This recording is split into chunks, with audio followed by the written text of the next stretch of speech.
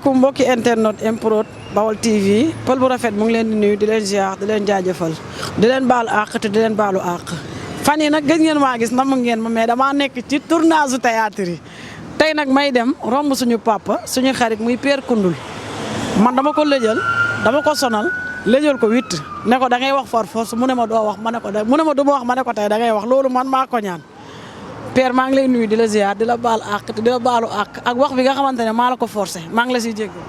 maa ngi lay baal àq di baal sa adversaire bi nga àndal muy suma rakk di suma jarbaat muy Modou ak Lan ak Naar am naa nag lu ma metti parce que tu m'as obligé may wax te sumay doom ak sumay frère ak sumay xarit ñëpp dañ na ma pareel ci lu jëm ci waxu làmb yow nag da ngay suma doom di suma xarit force bi nga ma forcé aussi ma bañ dama dem ba am sa kersa moo tax ma wax waaw mais nag lii moom kenn mënu ko am ci man ku dul yow à part loolu amatuma benn nit buy taxaw sama kanam dama wax problème mu làmb wala di ma wax problème mu média. yow sama papa nga ñëw bokk Maolana ba pare bokk Kaolack ba pare ma lëjal la àdduna amul solo séeréer ne àdduna jege solo ñu ne mag jar na bàyyi ci réew tey nga nekk mag moo xamante ne macha allah loo wax rek doo ne du nekkoo magum xamoon naa ko magum waxoon naa ko nga mu mel ni lii yëpp da nga ko gisoon jël si woon naa la ay jamono ci wàllu coow bi fi amoon dafa Zarko simmeeku yi mu doon simmeeku ci mbedd yi problème mu encadrement ñu jógee foofu foog ne dafay jeex mu takk soxna ñu ne dafa teel ñu jógewaat foofu mu takkaat soxna dimanche coow li yëngu ba ay taal drapeau am ci ñii naan du takk jabar moo indi coow li xaalis biñ ko jox moo indi coow li ak moto yi mu jël maye ko parcelle papa lan nga ñuy wax si loolu lii tamit mbaa loxo jugu si. xam nga boo bàyyee sa ànd boo dem fekk fa borom te boo dëgëree bopp jinne doon sa mbokk aada dafay suma doom te kooku mënuma jur doom ba pare na du suma doom siiw du jàmmi borom te bu xoolee fii may waxee mu xam ne lii waxoon naa ko am na saltige Yoof ñuy sumay mbokk am na ko ci taxawoon na ma aada li muy def na ko baax parce que dañ ko xabtal ci jigéen ma woo ko ba mu ñëw ma ne ko na nga moytu mu ne en père ma ne ko saltige bi nekk Yoof woo na ma man na ma aada gannaaw moom ci suñ jëm bopp mësuñu koo gis mais mbokk a tax ñu mën koo war a mën a jàppale day bëre sax ñuy jënd ay xar sarax di ko defal te mësuñu koo gis lii ma lay wax nag dafa doon loo xam ne na nga ko wax ma ne ko loolu lu mu ne ma aada na moytu dugg ak génn parce que li muy dox ak li muy feeñ bëri na nit da ngay nëbbu te na moytu parce que dañ ko xabtal ci jigéen ma woo ko wax ko waaw nit ku dëgër bopp nag moom boppam bëggul ku ko ilif du naqare yore du neex a yore. li saltige bi waxee loolu gis nga ne li saltige bi wax ak li aada doon def méngoo na. méngoo na su méngoowul woon du feeñ. te feeñ na ñun doomu Lebu lañu gaawu ñoo ŋaang te amuñu caaxaan te duñu jay nit ak loo mënti am faalewuñu la man doomu Jolof laa je suis de Linguère ngéej laa dëkk ñun duñu fen duñu jay nit te bëgguñu sax di feeñ ci yenn yi barke Cheikh Rafal yow pël bu xees billaahi wallaahi wa taalaay Cheikh Lam bi ñu bokk rek ak mbokk gi ñu bokk rek moo dawloo suma yaram ba tax bi nga ma forcé ma xool say bët rek man mën a noonu naa am yërmande bi wax li may wax mais bu doonul lu ma neex. daa demee jooy boo continuer damay jooy. doy na waar parce que may booy man la bett parce que 14 ans ma yore ko soxla ma dërëmam faalewu ma lu mu am faalewu ma luñ koy jox gisuma lu mu yore mais yëg-yëg bi ma ko yëg daf ma koo delloowul parce que man defe naa bu ma ko yoree di ko entraîner yóbbu ko làmb ga gis estafam ba tax na man li ko Zarko sotti ma am lu ma sotti Zarko ñu rouge ma jóge fa daanu feebar pendant 2 mois ma nekk hôpital aada bi muy takk jabar waxuma ko yëgaluma ko ñëwul sama kër bi ma feebaree seetu ma ba niñ ma jëlee yóbbu hôpital ma entré hôpital 2 mois bi ma génnee am na booy boo xam ne suma booy la ñu di ko wax Makitar dama père El Hadj ma ne naa mu ne ma dama bëgg a ànd ak aada ñëw sa kër ma ne ko boo ñëwee ma dàqaloo. lan moo tax. dafa neexul suma jabar neexul sumay doom parce que ñoom yëg-yëg bi ñu amoon ci aada ak bëgg aada ak man ma jël samay alal di dugg ci ay sëriñ di jël di suul ngir jëmam fayuma bor bi li ma fay neexul suma jabar neexul sumay doom ñu ne ma nanga ko ba bu ñëwee jéggalu si nga baal ko rek. loolu lu may waxtaan ak suma jabar la parce que bi ma feebaree ku dul suma frère ak suma jabar gisuma la pendant 2 mois yëpp suma jabar talul lekk talul naan fuñ na ordonnance mu jënd ñama am fu may toogee mu ne ma loo bëgg a lekk ma ne ko lii mu dem togg indi ci kër gi indil ma hôpital waa jëmm jooju nag mënu ma nangoo may nit ki te tàgguwuma ko mënu ma may lan te tàgguwuma ko wala tàgguwuma sumay doom. ñu ñëw ci coowalu moto yi ak xaalis bi ak takku soxna bi ci diggante ñaari weer mu takk ñaareel ñii ne ci yoon la ko teg ñii ne teg ko ci yoon mais ci wàllu sport est-ce que aada teelut ak takk ñaareel. mais boo tàggoowul loo def la sa affaire la boo tàggoowul loo def yow la neex nee naa la siiw du jàmmi borom moom la toppoon ba tax mu def li mu def booy ils ont raison ses supporters. billaahi parce que nit bu fekkee ne da ngay ànd ak moom bu la yëgee boo ko yëgee yëg ko du folie de grandeur ngay won say supporter wala say nijaay wala say baay wala say entraîneur wala mbër yi nga bokkal nekk di entraîner nga di leen wan benn système am fulla ak fayda di leen soofantal booy ils ont raison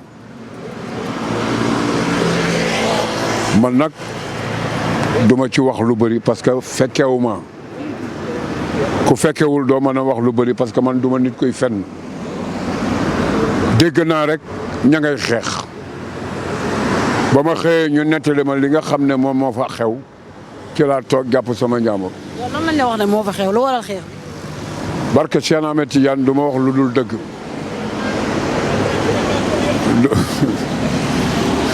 du ma wax lu dul dëgg billaahi wallaahi wa taala yi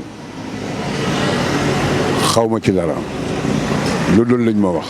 léegi bi nga déggee coow bi comme ni ko ñëpp déggee dañ koo jox 5 millions dañ koo jox ay moto looloo waral xeex bi yow en tant que kilifaam nan nga jàngatee loolu est-ce que yoon la. aada biñ ko joxee loolu waroon naa tal këram. waroon naa. tal këram parce que xale bu la yàlla mayee bunt ñëpp yéene la am na loo xam ne boo ko defee ñu mere la. mooy lan. li mu def ànd ak ay say morom ba ngeen di xale di nekk tuur tànk ñuy ànd ak yow am na ci boo yoo xam ne bac ci boppam amuñu ko ndax topp aada te ay élèves lañu woon lu nekk la ñu def di jaay seen alal di jaay seeni xam nga di ko def ci jëmm ji wane lii mu wane il faut que booy mer dégg naa seen interview mais mënu ma ci wax loo xam ne mënu ma wax loo xam ne mënu ma wax loo xam ne xamuma ko wala ma wax loo xam ne damay fen ci bésu weeru koor lañ nekk. maanaam ñi ko amul kilifa daal moo fi am. bu amoon kilifa ñun ñi nga xam ne yore nañ ko à l'âge de 14 ans buy def dara man surtout man ma nga xam ne may entraîneur mu diisoog man wala mu diisoog président bi ne ko leen da xew na lii la laa bëgg a def lu ci sa xalaat parce que ñun liñ ko defal fay ñu barke Cheikh Ahmed Tidiane. mais président moom nee na ànd si. mais déggoo li ma la wax mais loo xam ne da nga koy def tàggoo mais du ci mën a ànd bokkuñ ci takk gi demuñ ci takk gi yëgloowuñu ko mais luy suñ problème. est-ce que xelu xale jàpp ko. non aada doonatul xale yi nañu waxante dëgg parce que mu ngi ci biiri mag. ci biiri mag c'est-à-dire. waaw non xam-xam yow doo cuune man bu ma léebee mën nga koo tekki yow mu ngi ci biiri mag bu nangu la def liñ ko wax mais lu mu ci góob rek gis ko man de élage bul may wax loo waaye. maa bëgg nga wax. barke Cheikh Ahmed Tidiane wax non bilaay. émission démb bi yëpp yéen lañ doon critiquer encadrement bi staff bi. xam nga encadrement su fekkee ne da nga bokk ci encadrement amoo discipline nii lay demee amul discipline. maanaam bi waxtaan du yëgul. bu la rombee di ngay bàyyam sax du la nuyu. ah bon. day bëgg nga nuyu ko man bàyyam laa day bëgg ma nuyu ko ak keneen ak keneen. maanaam dafa rëy kon. non looloo nekk ci moom folie de grandeur boobu moo nekk ci moom te am na ci ñoo xam ne yëngaluñu ko seen yaram. kon maanaam dafa yëg succès. mais succès boobu bu ko yëgee ci ñun la ko jëlee. ndax yéen a ko def ci moom yàlla parce que bi ngay toog bay am 13 ans alors ça va bien bi ngay toog ba am 13 ans ñëw ñu di la teetee ba nga toog bay am 25 ans di prouver. ñooñu boo leen bëggee xeeb wala nga bëgg a wan leen beneen melokaan bu bokkul ak melokaan bi ñu la doon xoolee mais du dem ça ne passe pas. booy de nee nañ mbër mënu leen jaay succès fii si Fass. mënul nekk ñun doomu Fass la ñu on a tout fait on a tout vu am na non gis nañu lu nekk te kuy wax te yàlla tax ngay wax bu làmb amee diggante Fass la ak Pikine. waaw ngeen mu ngeen mbër bu ne. oho. bu nekk. gis ngeen mbër bu ne. bu nekk Double Less bi muy jógee Casamance fii la ñu fekk Fass kii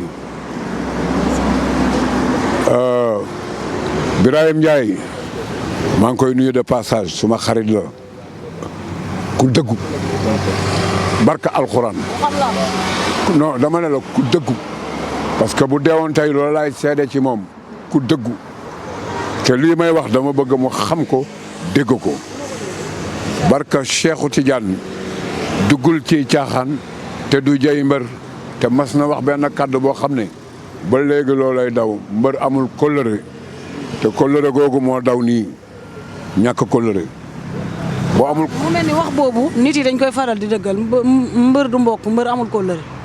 waaw mais. mbër day wor. mbër day ñëw sax yore lu mu la jox téye ko yow nga jox ko.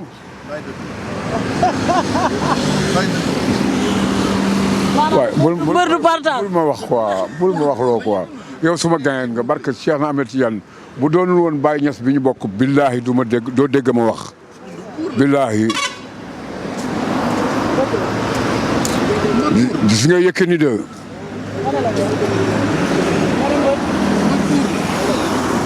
nee na mbër buur la.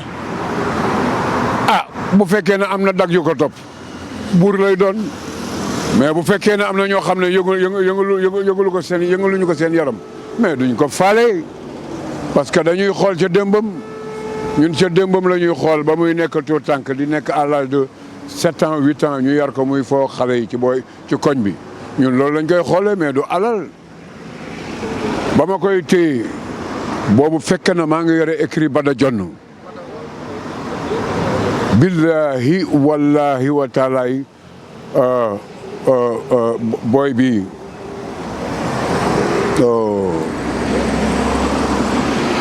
booy bi waay te nekk Petersen waay booy bi nekk Petersen mbay guy gi barka Cheikh na Ahmed Tidiane ak fii nga toog di wax ak man ba mu yëgee ne dama feebar billahi dafa taal oto bi ñëw seet si ma non dafa ma xam parce que dama ko yore woon te daan ko wax mu xam li ma koy wax lu mu doon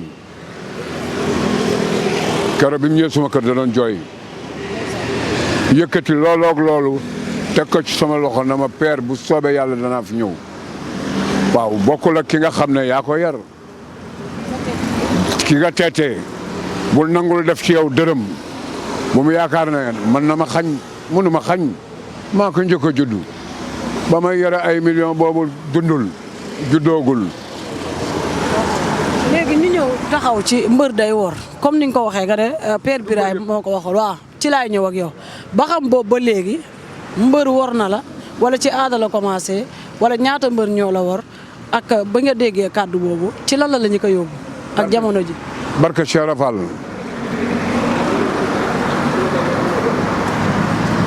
fàttaliku ma fu ma mbër waree parce que am naa fulla goo xam ne bu ñu naree dugg ci détail yi ma xam ne yow sawa pa ma dóor la ci xeer yi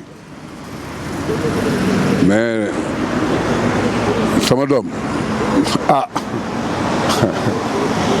yàlla baax na man ak moom la waaw ñun ñaar moment bi ci lan la ko waroon fekk ak ci li mu jógee ci lan la ko waroon fekk jamono ji ci lan lañ waroon mun a xaar Ada Fass. Ada barke Cheikh na Ahmed Tidiane billahi wallahi wa taala bi ma yoree ñoom mbay guy gi Onde le Fou daan ko mu am combat contre non contre avant bébé bismi ah bébé bismi mu ñëw ma ne ko Ada mu naa ma ne ko combat bii nga jël muy Onde le Fou ma ne ko baaxul dañ lay daan ñi ko wutaloon na ma non père xam nga yow xam nga nangam xamal li ngay wax ma ne leen kii sama doom la da ngeen koo jaay. boobu fan nga tegoon na da koy daan. non dama sama xam ba li ma xam mënu ma la ko wax dama la koy nëbb bokk nañu bàyyi mais fils unique la am na lu ma yàlla jox dama koy sante suma borom man fu ma naree jàq wala fu ma naree sonn yàlla indi ci xol bi la barka yonent bi aw ma kenn xar ma yàlla Fass say boo fi taxawoon ne grand bu gën a siik ci grand yi ak grand bu yëg booy yi nga dégg ñu ne la grand El Hadj Koundoul samay doom fii lañ juddoo mënu ma fee def lu ñaaw mënu ma ko fi wax parce que doomu gor laa. carrière bi laa la wax instant bi fan lañ ko mënoon xaar fan lañ mënoon xaar Ada Fass ci carrière bi. fi ma ko bëggoon bu ma ko defaloon sama xol sedd guy. mooy lan. parce que bi ma wooyee na ma père gannaaw combat bi daan nañ ma te am naa combat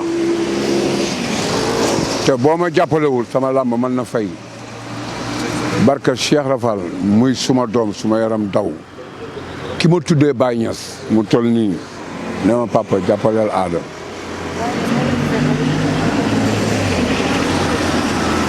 Baye Niass bu gisee aada sax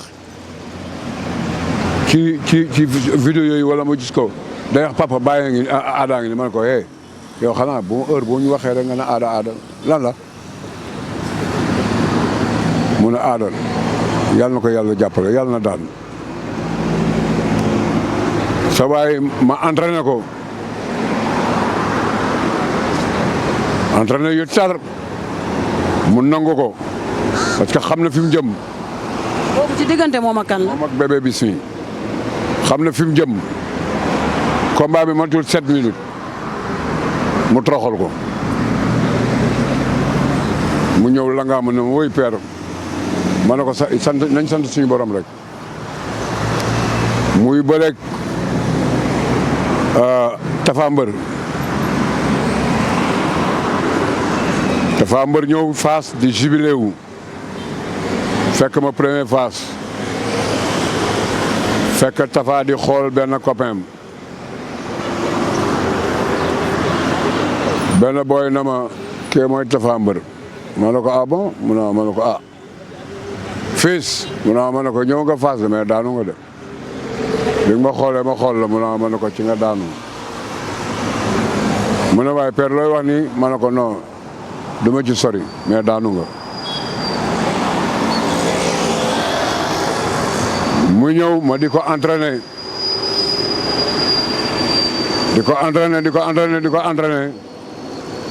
ba ku xool booy bi da ngay defe ne dafay naani doom wala mu yëkkati poids voilà xam nga entraînement bu ci weñ bokkee rek boo dee xale yàq sa yaram man ngay ngand mais yax bi day yàpp yu mën naa newi mais yax bi du ko antal. yax bi day fënax. non yax bi du fënax mais yàpp yu ci boppam mooy fënax parce que da ngay ballonné boo bàyyee yëkkati poids rek da ngay gis bind bu ñaaw ngay am. mbër dafa am cadre boo xam ne boo ko defee mën nga ko màggaale. te du wàññi dara. mooy lan. gis nga booy def natation am nga lépp booy footing am nga coffre am nga lépp booy def appui avant am nga lépp booy flexionné mais bu mu bëri marche canard mbër yu bëree nga koy def warul bëri parce que day yàq routine ay genoux lay yàq mbër yu bëree ngi nii boo ne leen jonkan leen barka Rasul laay seen jonkan du rafet non billahi non dama ne la du rafet ak mbër mu mënti doon man dama jaar ci judo jaar ci lu bëree ci cadre sport sama xarit. kon bëri nañ moytu marche canard. suma xarit munuma ba muy dund munul toog gis ma te toogul ak man waxtaan ak man lu mat 1 heure de temps ku bëri ku baax. Habib bu la gisee sax nga yore yenn forme yi sax day bëgg nga def judo dala koy yéene xam-xamam dala koy yéene ku baax a ngi noonu yàlla na ko yàlla xare aljanna yàlla na suuf sedd ci kaw. amiin kon léegi mbëri kon nañ moytu marche canard bi. warul bëri. bu bëree def musiba. Balla Beye numéro 1 tolluwul woon ni mbër yi toll te noo toll mu toroxal la xam-xam mbër daf ko war a xam mbër bu yëgee doolem man bala may jéppi mbër bala ma lay jéppi nga entraîné ni wane ne nganda nga di nganda du defe ne mel ni dàngin googu boo ma jubee dama lay jéppi parce que ngandaay nekkul ci jaagari wala ngay ngandaay mu ngi nekk ci xel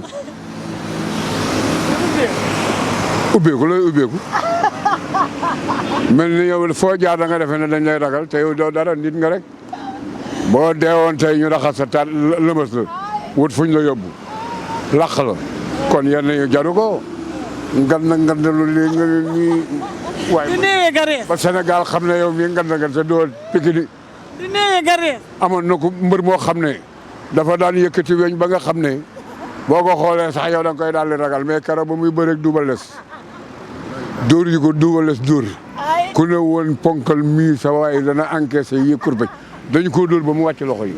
ne laaj. loxo yi mënutul jóg dee na. boobu li mu chargé bëri. boo chargé poids surtout ma biceps mbër yu bëree ngi jël biceps mais boo dee waatoo ba ci biir da ngay chargé sa loxo day yéex te flexion aussi nañu bàyyi ci jël ci lu bëree bëri doo mën a bouger sa bouger du gaaw rotation bi du gaaw te mbër vivacité la laaj yàlla na ñu yàlla defal jàmm. waaw.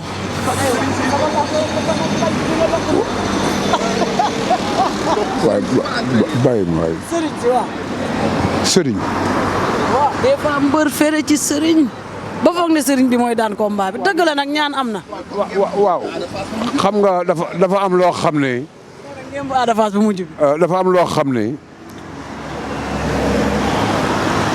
boo ragalul yàlla da nga am beneen melokaanu gis-gis booy gis fàtte yàlla. sëriñ ku mu yaakaar. waaye koo yaakaar. yàlla suñu borom. sëriñ nga yaakaar te sëriñ la war a jox kon de yàlla daal joxu la yàlla joxe kii gëm na gëm ne borom bi la. waaw yàlla tamit daa binte yemale wut de. kenn rek la ko may.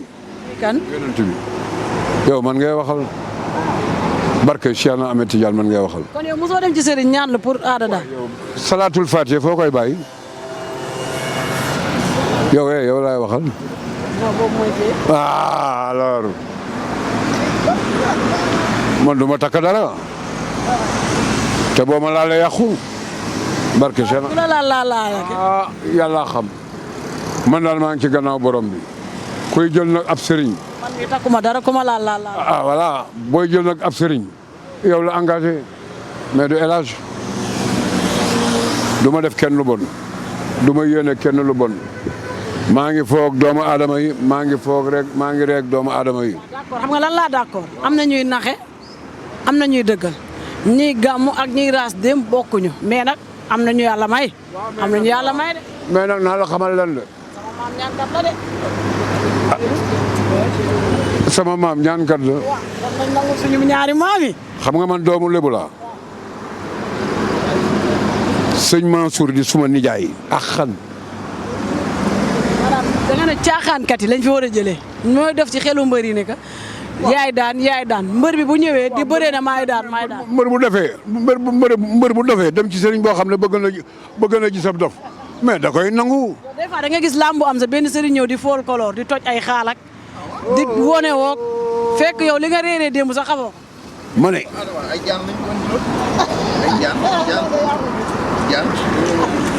daf maa bëgg a wax loolu. mais du ma sa nekk. loolu de moo ko gis man gisuma. fii laa koy yemale.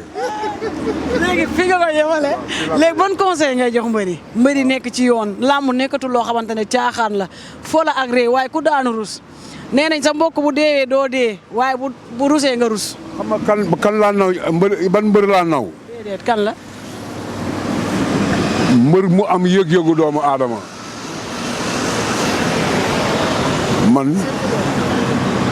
man xooluma borom million xooluma borom am-am. xooloo mbër bu xew. gisuma ku rëy parce que loolu yëpp yàlla bëgg ko yàlla bëgg na ko oyof bëgg na sax kuy reeloo doomu aadama xam nga reeloo doomu aadama fi mu toll ci doomu aadama xam nga ko fu mu toll ci doomu aadama. dem nañ bay tubaab yi di tricher di wax ree day dindi stress ci ñun ñii lañ ko gisee ñun ñii kon yàlla may nañu lu mayul tubaab yi. léegi gis mbër moo xam ne bala ma lay mën a jéppi ngay kiris koros dem ba sa maillot de bain ak sa culotte di feeñ te dara setu ci nga ne yow mbër nga di ja ak ngand nag war na nag nii nga baax bu la gisee du la yéene du la sax faale parce que ab dof la lay teg mbër da ngay correct di set di bëgg lu baax di bëgg loo xam ne di danga koy yóotu te amu ko nga jéem koo xëcc ci moom wala léegi nga xeeñ parfum boo xam ne sax boo demee jegee nit da lay ñuuxu wane xeeñ xun fuñ la fekk nga col téeméeri téere waaw moo tax it bu laal saabu moo tax ci xeeñaay doo tàggoo xeeñaay foro may xeeñ lu ne yàlla ñu yàlla musal ci ñoom xëppoo rek nañ xëppoo nag nañ xëppoo rek man de du ma xëppoo yàlla tere bala maa toog sax sama jabar ne xaaral ma dugg sang la maa bëgg sama jabar man yàlla na yàlla bàyyi ku goree ñu noonu ku baax te nii ngeen toogee nii di wax ak man billaahi wallaahi wa taalaahi dama koy ñaanal yàlla na fekke njëriñu doomam te ay doomam yàlla nañu barkeel ci barke yonent bi merci beaucoup. conseil mbëri conseil goo mbëri. doy na lu ma leen di comportement nu ñu war a comporté woo seen diggante ak seen nitu démb yi. waaye na nga yiw rek comportement yiwal rek ña nga daan fowal démb di nekk ak ñoom di dugg di saamoori ay moori baa parfois ngeen laqatu di lekk seen mburu sokola tey bu la yàlla maye ngay lekk yàpp woo leen wala boo leen mënul woo nga am na leen gars yi am leen lekk looloy gor wante di jaagar yi defe na ngan na nga doo tuus.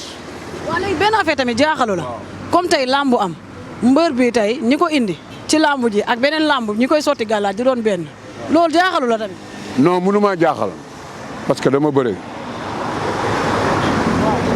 mënumaa jaaxal parce que du kenn rek moo lay defal gàllaaj pour nga takk ko kon loolu mënumaa jaaxal li ma wér ci wóor daal mooy ak ku bëgg carrière na nga moytu sa gis-gis warul jege dafa war a sori parce que carrière yàggul sama doom ji. sa doom jan dama na ko woon danaa ñëw jàppal si la. kan la. mais sa yaay moo tax mooy ñëw war laa jàppale parce que dama bëgg nga dimbale sa yaay.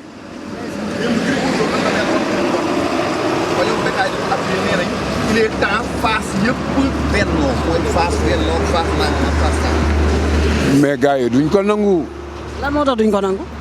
parce que kayit yi la ak encadrement bi barke yonent bi parce que amul benn écrit boo xam ne da ngay bàyyi sa écrit dem de la nga amu ci écrit jaamur yi da nga fay fekk ay éléments yoo xam ne dañ leen jox ay poste xam nga man en tant que entraîneur duma dem de la nga amu.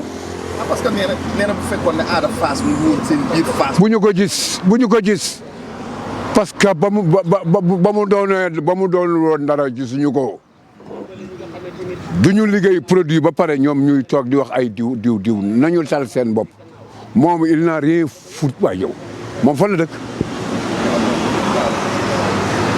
xamuñu ko ñun ma ne ñun xamuñu ko xam ngeen ko kay bu baax. ma ne góor yaa ngi toog barke yonent bi mais du lii danse na de. man de toog naa. ñoom ñoo toogul. Moussa ñi ngi toog na. ñoom ñoo toogul Médou. am na ci booy boo xam ne waaye booy bi Fass bâtiment bii la dëkk xaw ma Diop la sant. non moo daan ànd ak Tafa Gueye.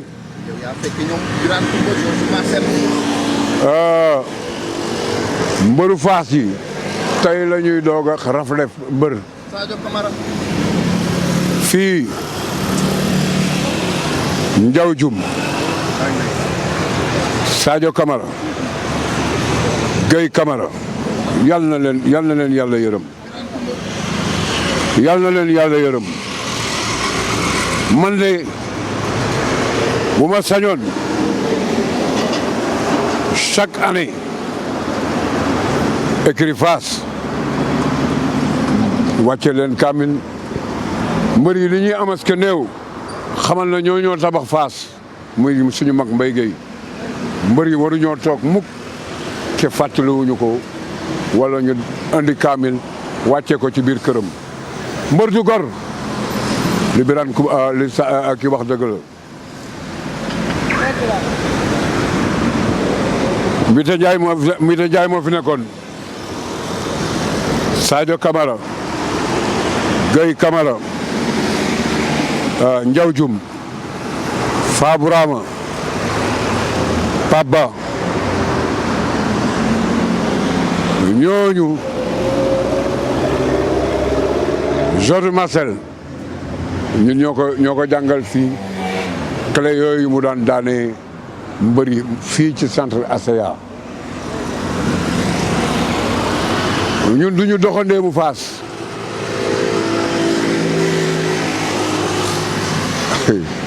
da ngay xool nit rek teg ko baadolo erreur a ngi noonu ay xam-xam bu ko yàlla di sol doomu aadama du tàggu kenn looloo mel ci ñun nag dajale Fass c'est impossible. non Fass la kenn mënu leen séparer képp ku jéem a séparer Fass da ngay diig billaahi wallaahi wa taalaay Seydou Jamil la li mu liggéey kenn mënu koo séparer. kon le vrai Fassois c'est Ada Fass. non c'est Mbaye Gueye le tigre c'est lui qui a créé. le premier tigre de Fass. voilà. yal na ko yàlla yërëm. man déggoo li ma la wax famille Mbaye Gueye bi suma xarit mu bëggal ma xolam ma bëggal ko suma xol muy ku dëggu sans tricher muy Abdou Gueye un gars honnête un gars digne un gars sérieux xam naa ko day wax ci man loo xam ne kenn xamu ko ci man moom rek ko xam ci man barke yonent bi. deuxième tigre bi nag. deuxième tigre maa ko yar salaamaaleykum maaleykum salaam. waaw boo bëggee dëgg-dëgg kay boo bëggee dëgg-dëgg noonu la demee man duma nit koy caaxaan jërëjëf. ay mbokk yi jërë ngeen jëf waaw léegi baa ma baale nga tàggatoo. te maa ngi jéggalu samay mbokk parce que liñ ma aaye woon nit ki topp ma ba tudd bàyyi ñax sama yaram daw moo tax ma nangul ko lii mais kenn dootul taxaw ci suma kanam di wax lu jëm ci waxu làmb dama bëgg ngeen xam ne sama doom la mënuma ko bañal dara te daf ma bett bu ma yëgoon ne day ñëw daw naa billaahi maa ngi jéggalu nag yéen ñëpp samay mbokk waaw jërëjëf.